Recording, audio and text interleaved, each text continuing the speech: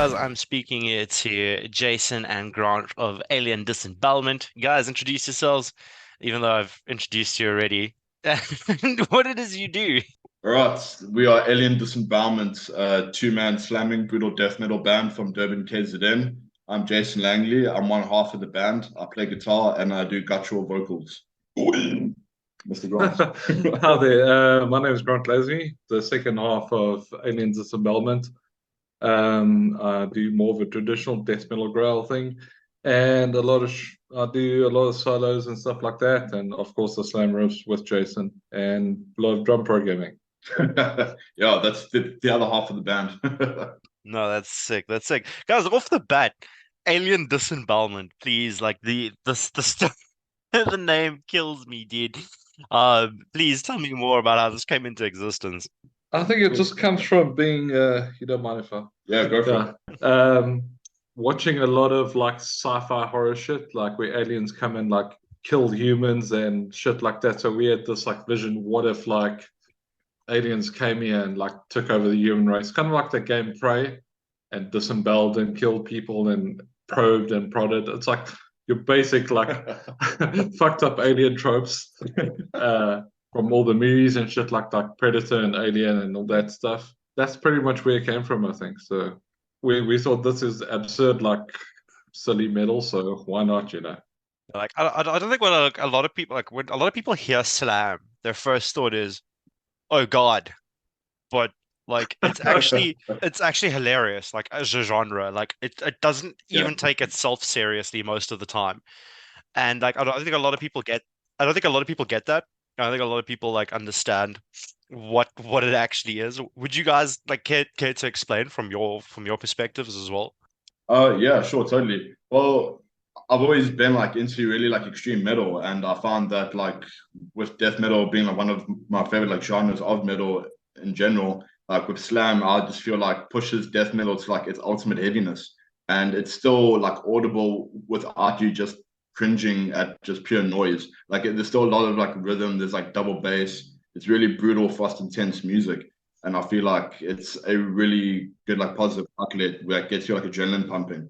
And like some of the guys involved, like in the scene themselves, are some of the most humblest, chilled guys. They're pretty much stoners as well. You just enjoy like really brutal, like heavy fucking music.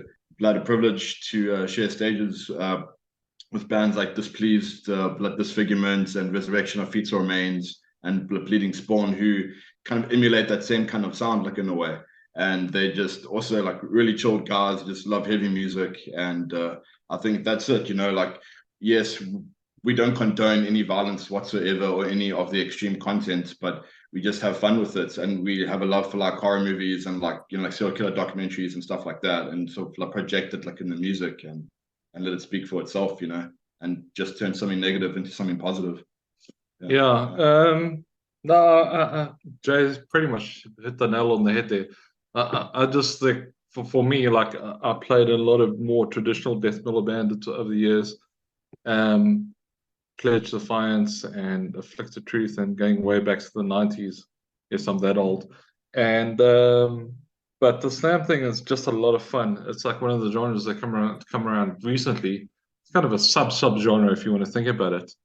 But it's just a lot of fun. I mean, like a lot of groove to it and a lot of like headbanging, which is, I mean, you want to go to a band and have fun and just like enjoy the experience. And slam is this thing that like literally slams you in the face and Yeah, hits you over the head. Face kind of thing. Yeah. Exactly. It's just a lot of fun, an absurd amount of fun. So yeah, pretty much. Yeah, like Jason was saying, it's pushing everything into the extreme, where it's just Yeah. it takes the concept and runs absolutely fucking wild with it. Uh, Yeah. it can be so entertaining. Like someone was pointing out, like Grant, I don't think either of you use TikTok, but I saw like a slam post where someone was like, "Listen to this and tell me that it doesn't sound like a bunch of fucking goblins, like having the time of their life." And I was like, you know what? She was like, listen to that snare and tell me that it doesn't sound like a band of goblins. And I was like, fuck, you're not actually fucking wrong. You know? Like that's a really good analogy. Yeah. Yeah, it's it's Grant. I know you've been you've been playing like a guitar pretty much as long as I've been alive. I'm not saying that to make you feel old, but you're a veteran of the scene. I mean, we've had you guys on the show like independently before. Yeah, Yeah. We've had Jason with Gutslut, and we've also had Grant with Skin Stripper. It was Skin Stripper, right, Grant? I'm not going mad here. yeah, And yeah, so, would you say that influences of both those projects have come together with Alien Disembowelment? I would say definitely. Yeah, I agree. But also there's a few other elements like obviously when you work with someone, we try and bring things out of each other. I mean, definitely the slam elements of them. I mean, Gutslight is like pretty much straight ahead slam, where I'd say is 80 is more like a mixture of old school and death metal with slam. If that makes any sense to some people, it just sounds like all like the same thing. But there's definitely interestingly enough, what's come out of it too, with some of our riffs and ideas with the band is almost like atmospheric type parts, which adds a bit of like a kind of a melodic element to things. Like our song, what's it, Intergalactic Apocalypse. Yeah, The intro to that song was very like kind of epic, almost like a movie type thing. So stuff like that, those kind of elements that have come into it, and also like what besides my shred soloing, Jason's playing some leads on the stuff too, and he comes up with these really eerie sounding tapping and like this That's not dissonant sounding chords. dissonant sounding like Yeah. leads and stuff like that, which really lend themselves a lot to it. Like a dark element to the music in a way, yeah. Which I really enjoy because I'm a big fan of like darker metal bands like in the death metal genre, like Immolation and Morbid Angel. Yeah. Who do that a lot. So feeding those elements into the stuff too. So Dissonance is so weird though, because like I find that it's such a jarring sound when you're not used to it, but as you get more and more involved in metal, like you just I don't know what it is about that sound that just gets you so fucking hyped up. Like I oh yeah, personally, I love dissonant. I love dissonant chords, and just it can sound so like if it's jarring in the right place. And yes. yeah, it's just absolutely fantastic. But that's me talking on the heavier side of things. With the Durban scene, obviously, especially the metal scene being it's small, it's very tight knit. Everyone knows everyone, let's be honest. But Yeah. how did you guys end up deciding, hey, let's do a project together? Like obviously, there was similarities in the music that you were making. What was the actual turning point where you guys were like, hey, let's do something together? Well, I believe we started in like 2017 and I started Gutslut around 2016. So Grant definitely gave me like a good head start with all that. And like he really enjoyed the like riffs I was making and the kind of vocal style like I was doing. And I really dig the fact that he was really technical like on his guitar and he could shred and do like some really like gnarly stuff on there as well. And we just came together and were like, fuck it, let's just do something together that's heavy, that's fun, not take ourselves like too seriously, but take the playing seriously and just have fun with it. And that's how like AD like came to be. And we just have like an open mind and like just have a love for extreme, like death metal like style of music. And I think that's it. And that's how like we even like made the jump to start using all the 8-string like guitars just to like make it even more down tuned and even more heavier. So then like essentially like we don't even need a bassist because we can play on the top string like a fucking bass anyway. But but just pushing those limits, and just writing something really heavy and that's fun and that just gets you like banging your head and having a fucking rad time, man. Yeah, no, it's I think around the time Jason was playing a lot of shows that I was helping organize, or we were playing shows together, but we become friends before that. And then just the two of us were talking, and we were like, hey, let's do something together. And then we came up with the ideas, started doing stuff. It was kind of interesting though, because at first we played a few shows and we started working on stuff.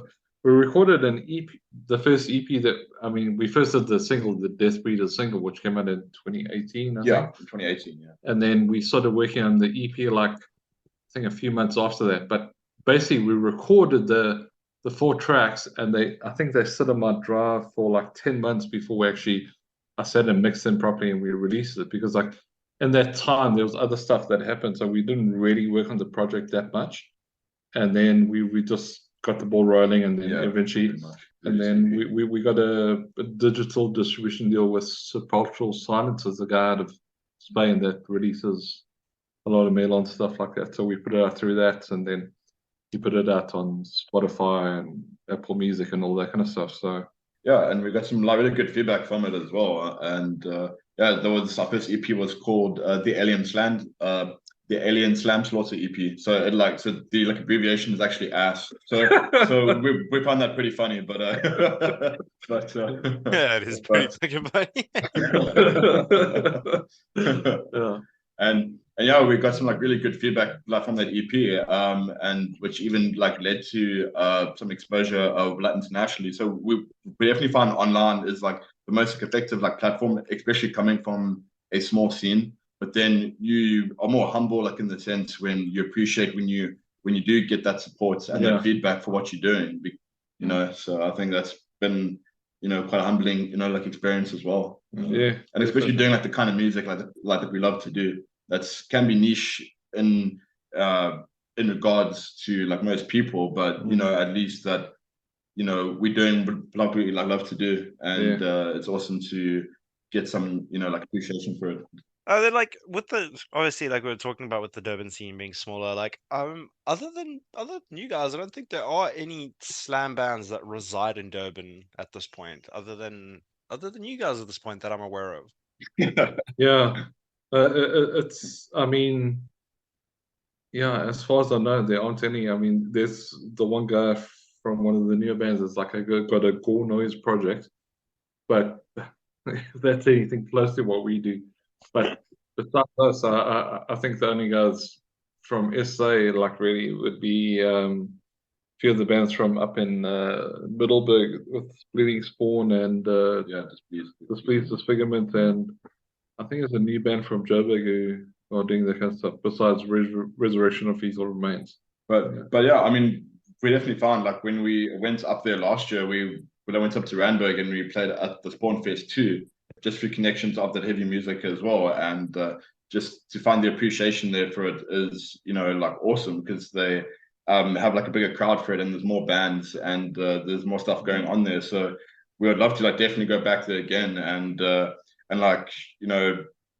just trying to push further, flow with the project and just see where it takes us, kind of a thing. And it's awesome to be a part of a scene that is very inclusive and very open-minded as well, that can accept all different kinds of metal, and not be this elitist mindset or any of that kind of shit.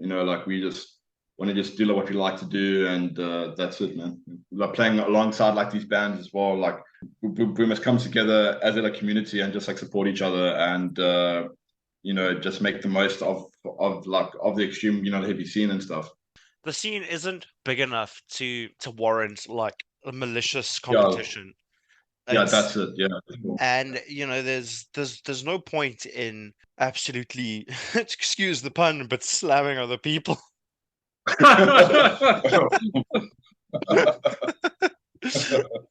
If I was completely unintentional, it would be wonderful. Well, good. Show me some hammers. The only thing I'm thinking when you said show me the hammers, the only thing is, you guys remember that fucking that slam seal meme? Yes. Fucking slam seals, dude.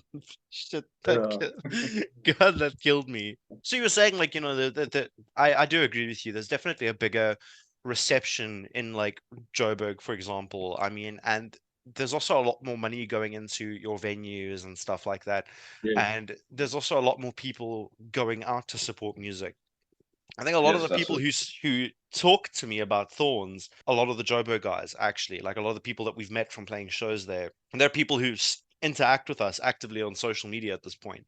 And it's no I'm not saying this to be negative towards the Durban scene, because they definitely do, but there's just a bigger, there's much more involvement there, and part of me wonders what's being done differently that people are so much more willing to engage with an artist. It's what are your thoughts on that?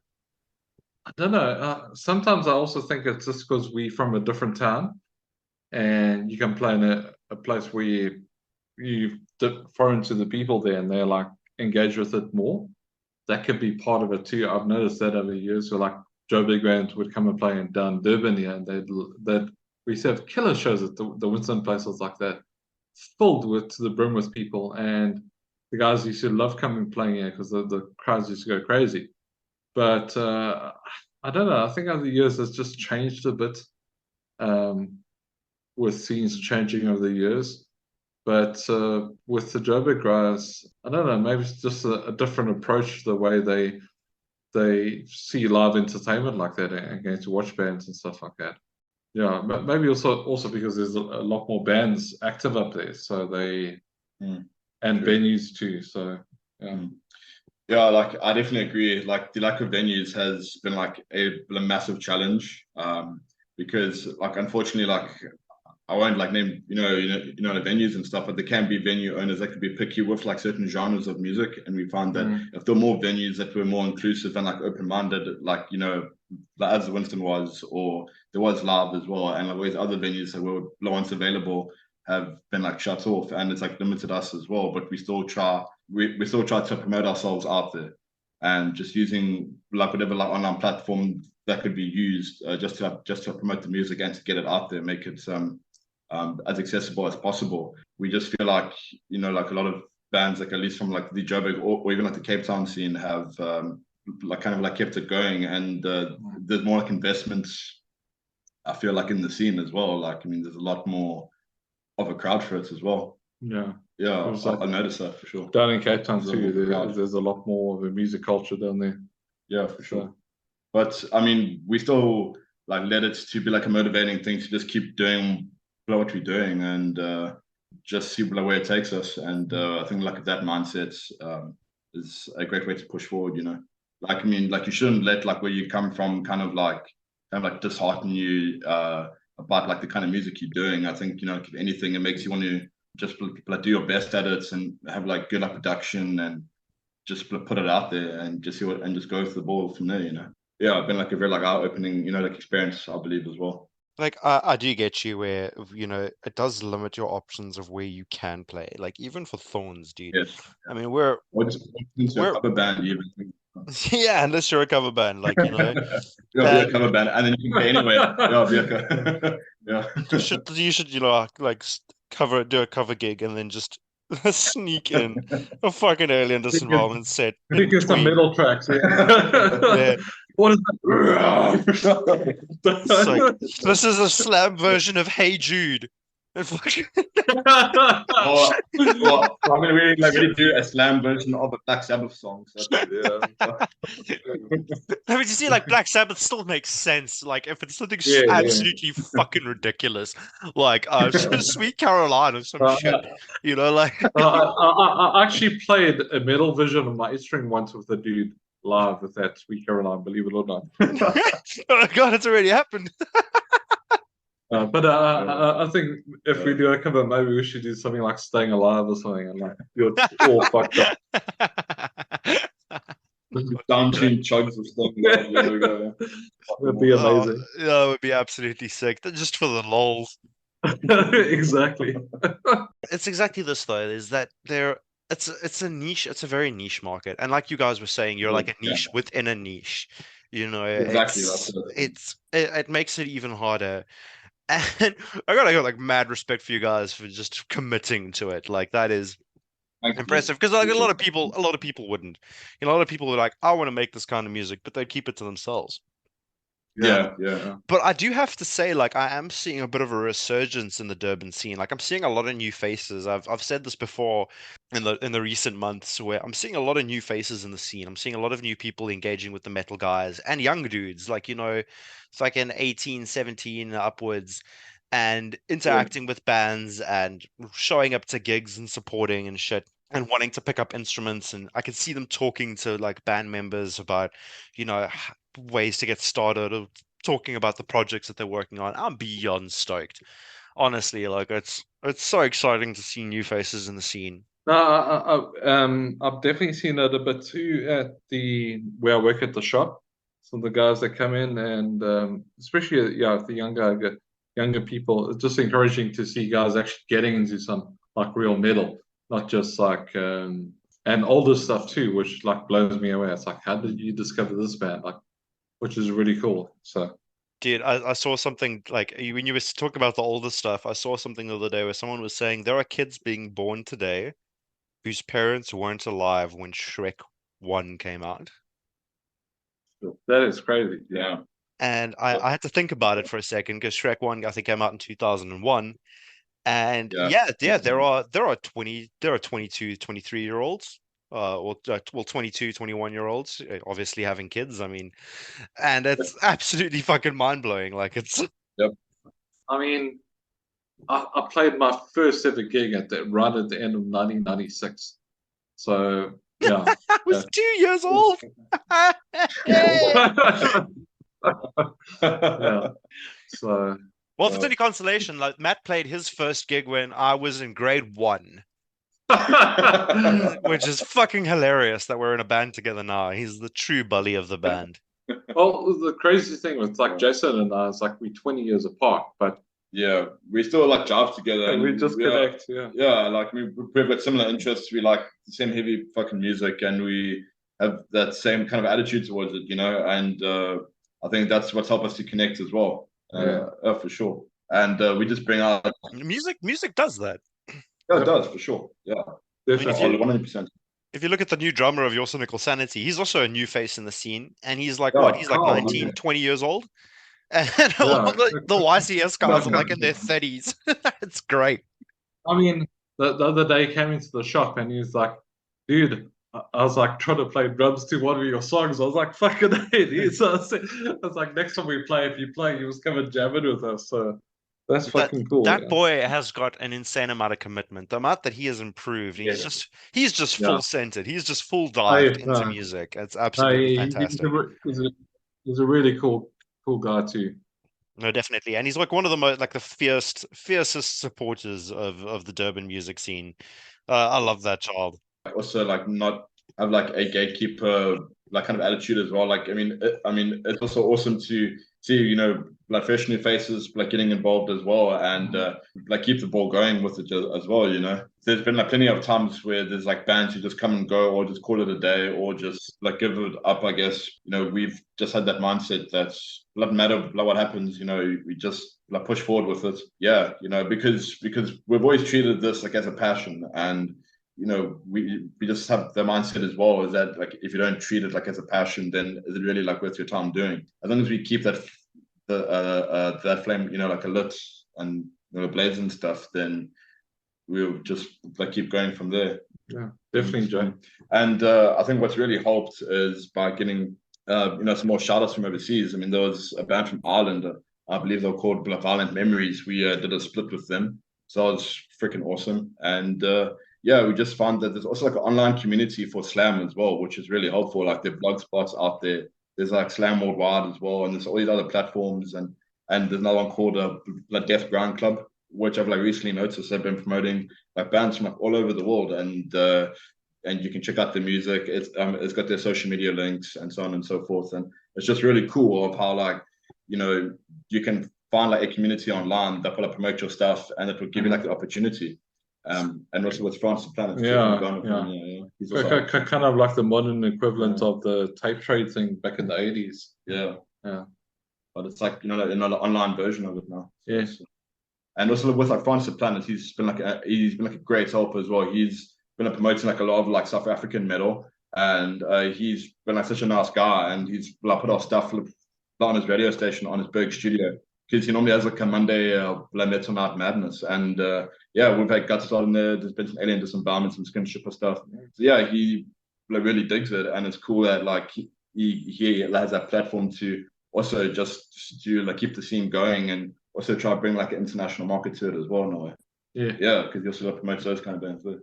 You know, France Planet, like yeah, that guy is definitely he's hands down one of the most passionate like South African metalheads out there. Like, yeah, we met him in Randburg. It's nice, dude. Yeah, like we played his festival, the Unsitage, and man, what a vibe! Like you're just, you know, the whole festival carried the same energy as him, just the most welcoming, happy dude.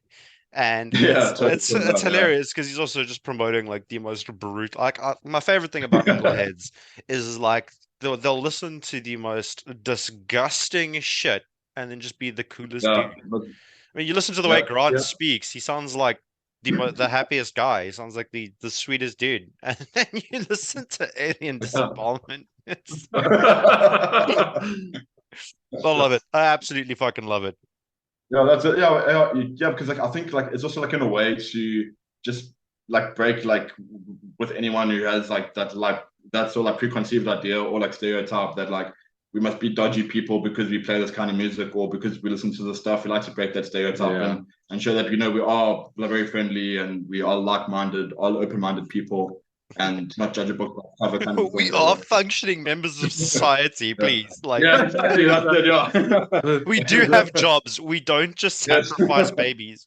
Yes, It's only for weekends. The stuff we do with the bands and the music, that's our therapy. Yeah, that's it. Yeah. Yeah. If I can't afford a therapist, I just fucking play Snap. Exactly.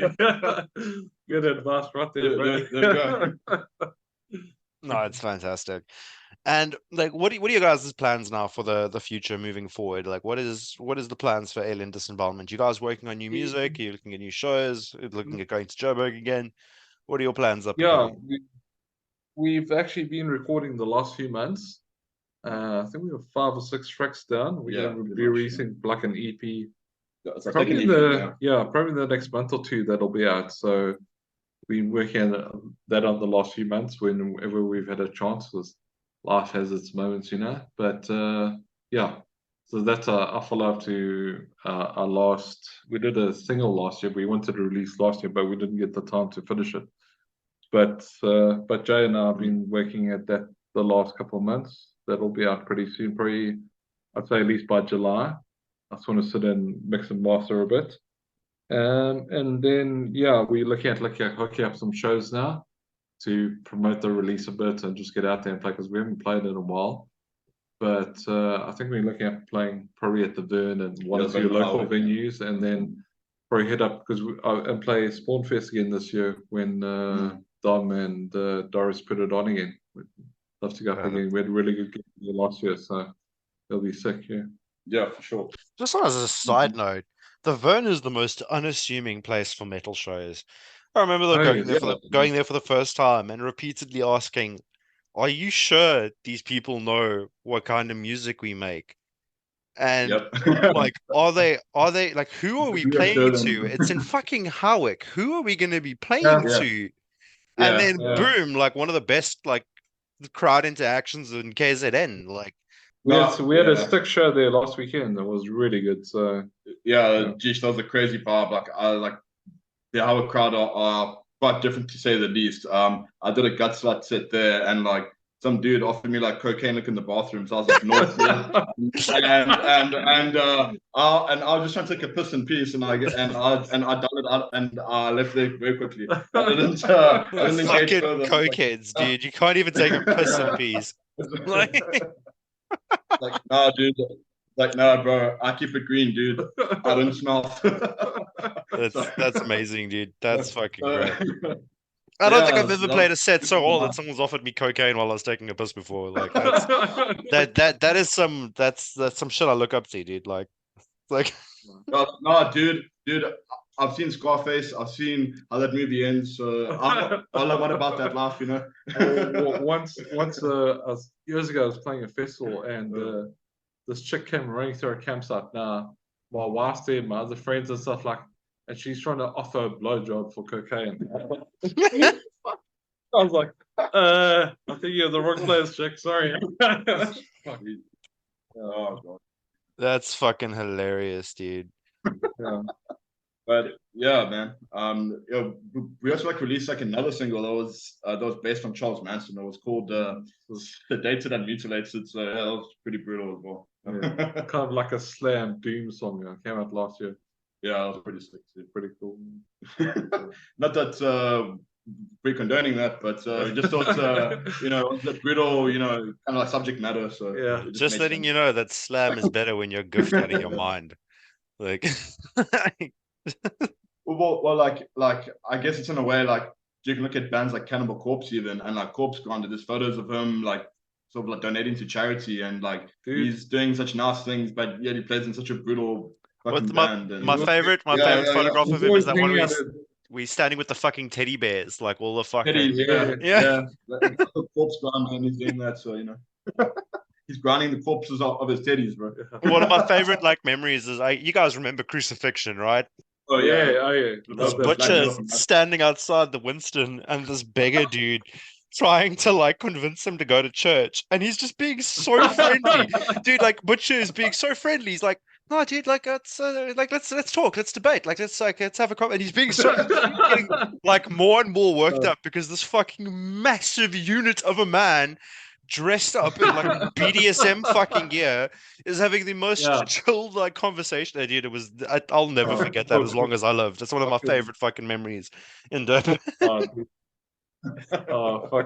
awesome. That dude. I was like, I think it was the same night that they lit pigs' heads on fire on stage. It was interesting. At Skinstripper, I did a hip hop versus metal show once, and it was done at what's that roster place? Cool Runnings. Yeah, and they were one of the metal bands playing. Fucking hell! I don't know what people. This fucking epic theater. It was just fucking amazing. And they went all out with it. Yeah, they don't hold back, dude. They don't fucking hold back at all. Gentlemen, it's been an absolute blast having a chat with you. Thank you so much for taking the time to have a chat with me. Where can people find you on social media? We are on Instagram, Facebook, YouTube, Spotify. A lot of platforms. A lot of platforms like all those. Metal Encyclopedia, even. Yeah, Metallium, the Encyclopedia, Metallium. We got our stuff up on there. Yeah. YouTube and what is it? Oh, Bandcamp also. We got our music out on there too. So check it out too. 100%. Boys, like, thank you so much. I appreciate it once again for taking the time on this Sunday evening to have a chat with me. It's been an absolute pleasure. Thanks, Marcel. Thanks for having us, man.